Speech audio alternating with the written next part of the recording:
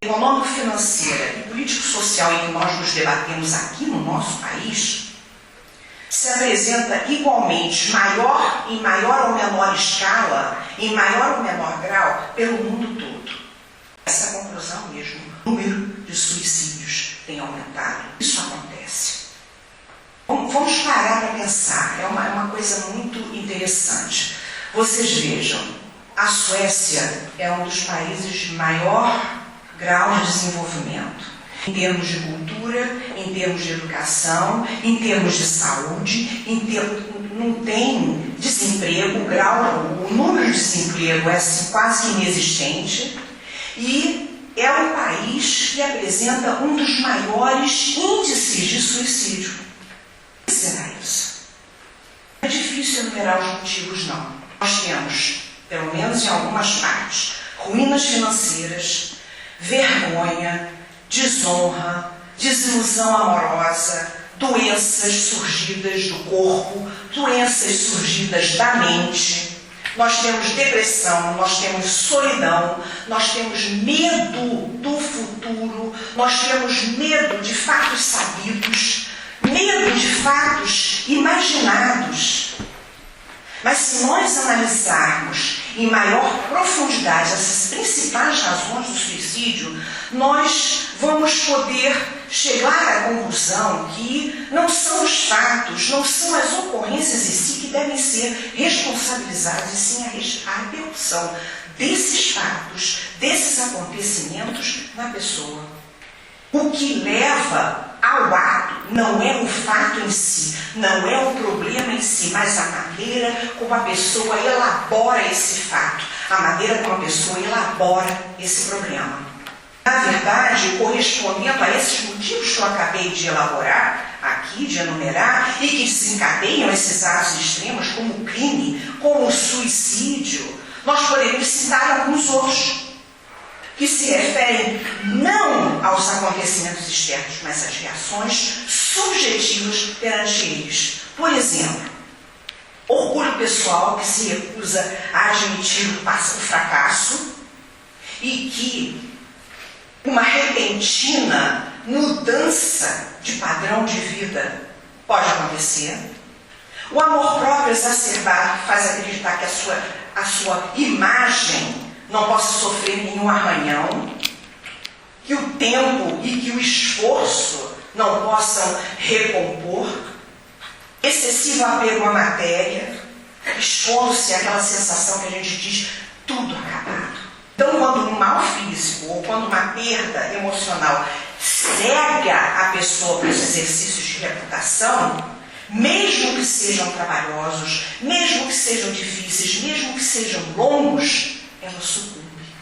Ou seja, a verdadeira causa do suicídio não está nas ocorrências, mas na maneira como a pessoa se coloca diante dela. Então vamos deixar de lado essas causas imediatas, como problemas financeiros, amorosos ou problemas de consciência, porque isso é apenas a gota d'água que faz transbordar esse cálice, esse toque final que acabou por romper aquele já deficiente, precário, equilíbrio emocional, e faz aflorar esse impulso destrutivo em uma ânsia de libertação desses problemas.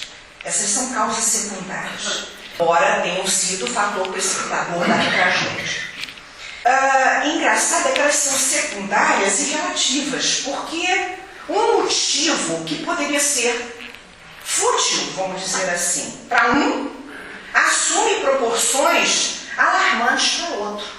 Além disso, muitas vezes nós mesmos podemos ver o mesmo indivíduo suportar golpes muito mais graves, muito mais difíceis, e depois, diante de questões que, com um pouco mais de tolerância, com um pouco mais de paciência, que com um pouco mais de resignação, ele não possa superar.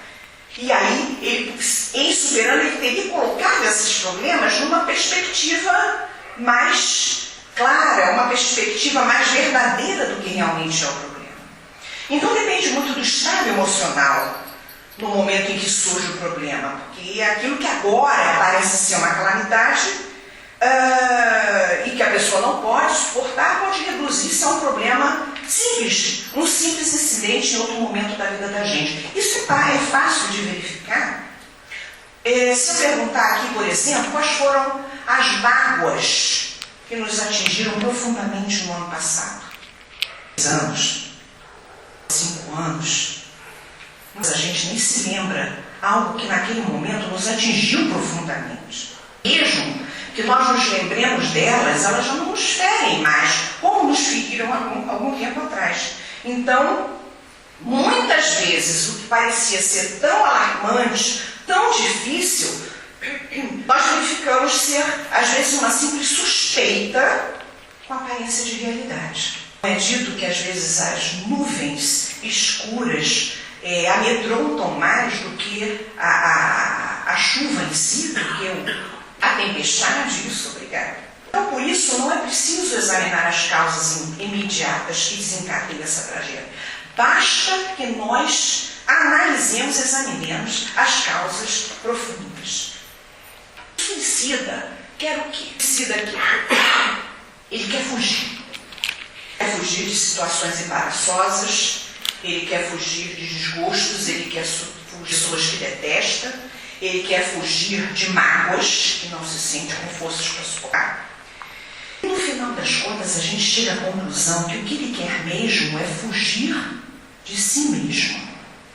E é aí que está o seu fatal engano. Não podemos nunca, jamais, em momento algum, fugir de nós próprios. Crer que se pode fugir da dor, crer que se pode libertar-se da dor, crer que se pode esquecer-se da dor através do suicídio. Essa é uma manifestação presente na vida de parte da humanidade. Uma atitude que não oferece o que se procura, que é a solução do problema. Porque para que isso acontecesse, seria necessário que tudo acabasse com a morte. Seria preciso que, ao cortar o fio da existência, tudo que nós somos se dissolvesse em nada. Só que não é assim que acontece. Não há morte. A vida prossegue sempre porque somos espíritos indestrutíveis, somos espíritos imortais, somos espíritos eternos e porque somos partículas emanadas do nosso Pai, do nosso Criador. Então a vida não tem fim. Patrimônio eterno, concedido por Deus a seus filhos, cujo progresso é cuja finalidade é o nosso progresso constante, a nossa reforma, a nossa evolução espiritual.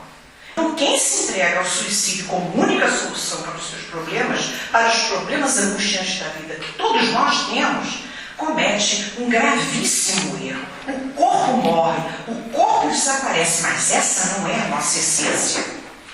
A nossa essência é espíritos e é por isso que somos eternos. Aqui estão 4 lembretes anti-suicídio que foram extraídos do livro Palavras Simples, Verdades Profundas, de Rita Fulker. A vida não acaba com a morte. Os problemas não acabam com a morte. O sofrimento não acaba com a morte. A doutrina espírita dá a certeza da continuidade infinita, que será tanto mais feliz quanto melhor suportarmos as consequências das nossas atitudes e principalmente aprendermos com elas. Então, continuar vivo é um dos grandes embaraços de quem comete suicídio. Então, pensando que teria dado cabo da sua vida, qual não é a surpresa quando ele chega lá e perceber que continua vivo? Que os problemas ainda estão lá, que não só estão lá, e que continuarão lá até que ele consiga achar solução, a verdadeira solução para eles. E esses estados de angústia, esses estados de desânimo, de atribulações de toda ordem, não são casos isolados. Todos nós temos problemas, eles integram a vida humana. Todos nós temos problemas mais fáceis, problemas mais difíceis. Milhões de pessoas em todo o mundo lutam com esse mesmo enigma, como alunos que quebram a cabeça tentando solucionar problemas de física e de matemática. Gente, mas até uma criança sabe que o problema que parece insolúvel, de difícil solução, não vai se resolver rasgando o caderno ou saindo da sala de aula. Então, suicidar-se é ilusão. Os desafios existenciais existem exatamente para promover mudanças, para promover evolução, para promover progresso e principalmente para promover mudanças. Essa oportunidade única não, nós temos várias vezes, essa oportunidade de viver e aprender é muito rica para ser desperdiçada. E tem muita gente querendo ganhar, receber essa oportunidade. Então, quando alguém descarta essa oportunidade, surgem consequências, e são consequências naturais como resultado dessa autoagressão. Sim, porque se é um patrimônio concedido por Deus, a vida interrompida por vontade própria é transgressão à lei de amor. Então, quando a doutrina espírita nos mostra que a morte não existe, ela não só faz isso, como ela também ressalta que a responsabilidade pela vida espiritual, que inclui a experiência na vida física, só aumenta. Aumenta a importância de se preservar a vida física pela oportunidade ímpar que ela constitui em termos de evolução. Matar alguém, então, torna-se, com o conhecimento da doutrina espírita, assim como está na lei de conservação, um crime de lesa natureza, um crime de lesa evolução.